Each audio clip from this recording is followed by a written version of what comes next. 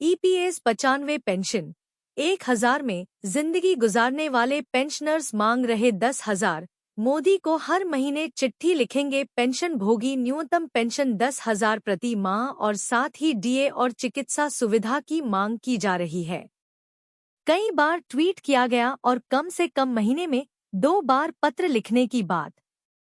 कर्मचारी भविष्य निधि संगठन employees provident fund organisation EPS 95 pension, EPS 95 pension और ईपीएफओ की कार्य प्रणाली सुर्खियों में है। पेंशनर्स पक्ष लगातार सरकार और ईपीएफओ को विपक्ष मान चुका है। जुबानी हमले तेज कर दिए गए हैं, जिसकी झलक सोशल मीडिया पर दिख रही है। पेंशन आंदोलन के सदस्य शशि नायर लिखते हैं कि ईपीएस 95 योजना ईपीएस 95 स्कीम के तहत साथी पेंशन भोगियों पेंशनर्स के रूप में हम मौजूदा पेंशन राशि से गुजारा करने में आपके सामने आने वाली चुनौतियों और कठिनाइयों को समझते हैं। यह महत्वपूर्ण है कि न्यूनतम पेंशन के लिए हमारी मांगों को सुना जाए और संबंधित अधिकारियों द्वारा उन पर कार्रवाई की जाए। मोदी सरकार की गठबंधन पार्टी विशेष रूप से टीडीपी और जेडीयू के सामने अब और मजबूती से आवाज उठानी है। इस पर कमेंट करते हुए श्रीराम कल्लूरी ने लिखा, हर सदस्य प्रधानमंत्री को फिर से इस दयनीय स्थिति के बारे में लिखे, जिसमें लगातार अनुरोध किया जा रहा है कि कम से कम अब तो हमारी दयनीय स्थिति को सुधारा जाए। न्यूनतम पेंशन 10,000 प्रति माह और साथ ही डीए और चिकित्सा सुविधाएं दी जाए। मैंने कई बार ट्वीट किया है और कम से कम महीने में 2 बार नियमित रूप से पत्र भेजना चाहूंगा। पेंशनर्स मेवाराम सिंह ने लिखा, इस सरकार में कुछ नहीं होने वाला। वादा करके भी बड़ा पूरा नहीं करना यही सरकार का काम है। रिचर्ड फ्रीमैन ने लिखा, एनडीए ने हमेशा की तरह ईएफपीएस 95 पेंशन भोगियों से झूठ बोला कि सत्ता में आते ही पेंशन बढ़ा देंगे। 10 साल बीत गए, कुछ नहीं हुआ। वहीं सुखबीर सिंह ने भी गुस्सा जाहिर करते हुए लिखा, अभी और भी लाभार्थियों की मौत होने वाली है। सरकार के लिए शर्म की बात है, क्योंकि वे सर्वोच्च न्यायालय के फैसले को अप्रत्यक्ष रूप से नकार रहे हैं। हम उनकी दया पर निर्भर हैं। Employees provident fund organisation pension आंदोलन पर ताज़ा खबर, पीएमओ पहुंचने की तैयारी। कर्मचारी भविष्य निधि संगठन एम्प्लॉइज प्रोविडेंट फंड ऑर्गेनाइजेशन पर ठीकरा फोड़ा जा रहा है कि कर्मचारी पेंशन स्कीम का लाभ दिलाने में ढिलाई बरत रही है। न्यूनतम पेंशन 1,000 रुपये को 7,500 रुपये कराने में सरकार तक सही से पक्ष नहीं रख रही है। वहीं केंद्र सरकार और ईपीएफओ पर पेंशन भोगी क्या बोल रहे हैं, इसको जानने के लिए आप सूचनाजी.com की यह खास खबर को पढ़िए।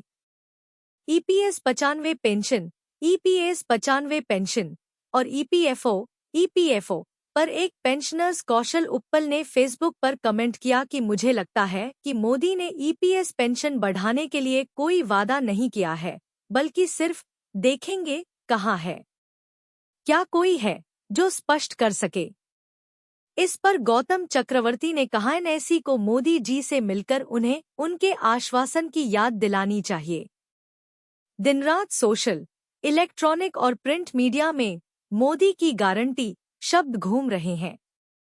ईपीएस पेंशन बढ़ाने की गारंटी कहाँ है? सरकार की तरफ से इस मुद्दे पर कुछ भी स्पष्ट नहीं। अगर पीएम मोदी ने एनएसी टीम को हमारी पेंशन बढ़ाने का आश्वासन दिया है, तो इसमें क्या अड़चन है? क्या सरकार की तरफ से इस मुद्दे पर कुछ भी स्पष्ट कहा गया है या यह एक जुमला है? और किस तरफ से, एनएसी या सरकार?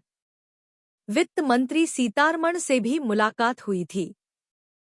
एक अन्य पेंशनर्स व सोशल मीडिया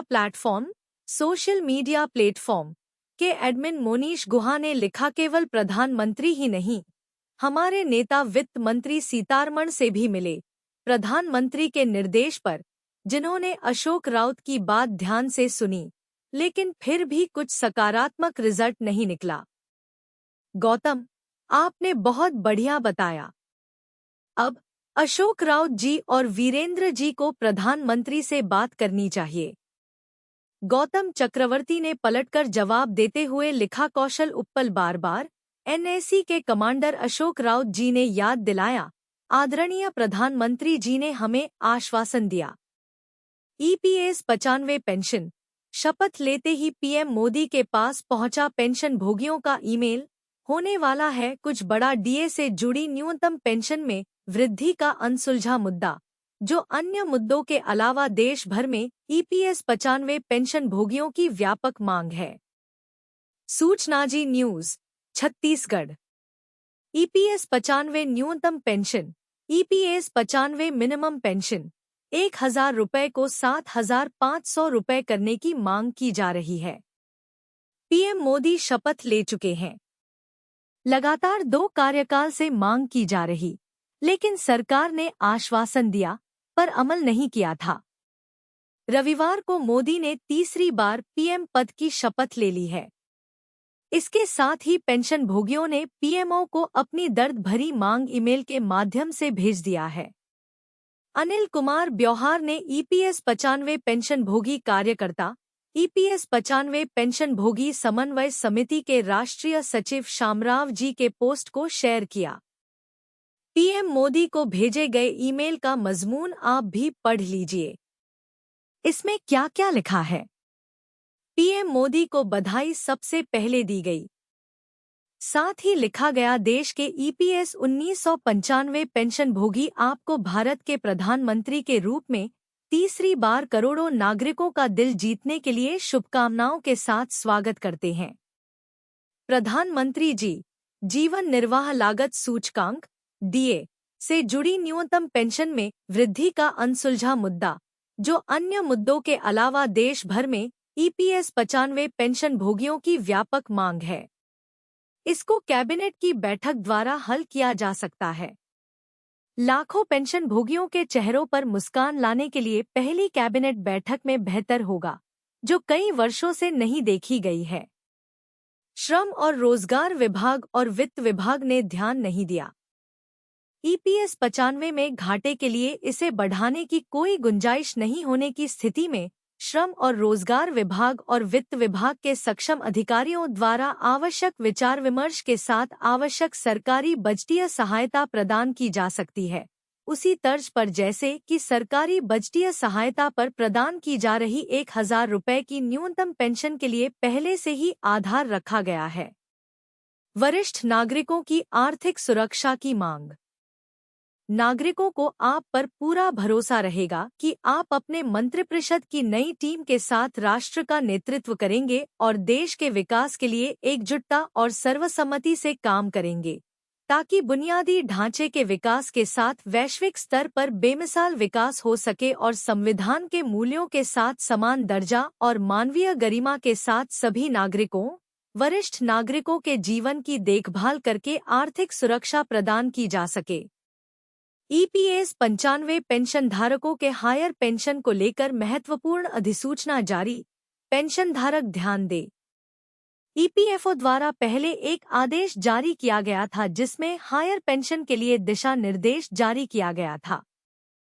सुप्रीम कोर्ट के आदेश के बाद जो ईपीएस 95 पेंशन भोगी हायर पेंशन के लिए अप्लाई नहीं कर पाए थे तो उनके लिए समयावधि को बढ़ाया गया था। अब तक कई बार समय को बढ़ाया जा चुका है। पेंशन भोगी जो हायर पेंशन के लिए अप्लाई कर चुके हैं तो उनके कागजों की जांच के लिए नियोक्ताओं ने समय अवधि बढ़ाने की मांग की थी। ईपीएस 95 पेंशन धारकों को हायर पेंशन के लिए देने थे विकल्प। आपको बता दूं कि जो पेंशन भोगी हायर पेंशन के लिए अप्लाई किए थे तो उनके विकल्प संयुक्त विकल्प की जांच के लिए एवं आवेदन जमा करने के लिए एक ऑनलाइन सुविधा उपलब्ध कराई गई थी। यह सुविधा माननीय सुप्रीम कोर्ट के दिनांक 4 नवंबर 2022 के आदेश के अनुपालन में पात्र पेंशन भोगियों सदस्यों के लिए थी। यह सुविधा 26 फरवरी 2023 को शुरू की गई थी और इसे केवल 3 मई 2023 तक उपलब्ध किया गया था। कर्मचारी संगठनों के द्वारा की गई बड़ी मांग। इसके बावजूद बहुत सारे कर्मचारी संगठनों द्वारा इसकी समय सीमा बढ़ाने की मांग की गई थी। उनका कहना था कि पेंशनधारकों की कठिनाई को देखते हुए और समय बढ़ाया जाए। इस पर विचार करते हुए ईपीएफओ ने पात्र पेंशन भोगियों सदस्यों को आवेदन दाखिल करने के लिए पूरे 4 महीने की समय सीमा 26 जून 2023 तक बढ़ा दी थी। एक बार फिर से दिया गया मौका। इसके बाद पात्र पेंशन भोगियों सदस्यों को होने वाली किसी भी कठिनाई को दूर करने के लिए फिर से 15 दिनों का अंतिम मौका दिया गया। इस तरह कर्मचारियों द्वारा विकल्प संयुक्त विकल्प के जांच के लिए आवेदन जमा करने की अंतिम तिथि 11 जुलाई 2023 तक बढ़ा दी गई थी। 11 जुलाई 2023 तक पेंशन भोगियों सदस्यों से विकल्प संयुक्त विकल्प के सत्यापन के लिए लगभग 17.49 लाख आवेदन प्राप्त हुए थे। ईपीएस 95 पेंशनधारकों ने लिया बड़ा फैसला, 7,500 पेंशन प्लस दा पर आ गई बड़ी खबर। नियोक्ताओं एम्प्लॉयर द्वारा समय बढ़ाने की गई मांग। उसके बाद नियोक्ता और नियोक्ता एसोसिएशंस के द्वारा समय अवधि बढ़ाने का निवेदन किया गया। उनके द्वारा प्राप्त प्रतिनिधित्व के मद्देनजर आवेदक पेंशन भोगियों सदस्यों के वेतन विवरण अपलोड करने के लिए और समय मांगा गया। इस पर ईपीएफओ ने नियोक्ता को वेतन विवरण इत्यादि 30 सितंबर 2023 तक ऑनलाइन जमा करने के लिए 3 महीने की अतिरिक्त समय दिया गया और इस समय को आगे 31 दिसंबर 2023 तक बढ़ा दिया गया। ईपीएस 95 न्यूनतम पेंशन 7500 प्लस दा को लेकर कल होगा चक्का जाम, अब बढ़ेगी पेंशन। 31 मई 2024 तक बढ़ाया गया समय। नियोक्ताओं द्वारा प्राप्त विकल्प संयुक्त विकल्प के सत्यापन के लिए 3.6 लाख से अधिक आवेदन अभी भी नियोक्ताओं के पास प्रोसेसिंग के लिए लंबित हैं। इसलिए यह सुनिश्चित करने के लिए कि नियोक्ता विकल्प संयुक्त विकल्पों के सत्यापन के लिए इन शेष आवेदनों पर कार्रवाई करते हैं।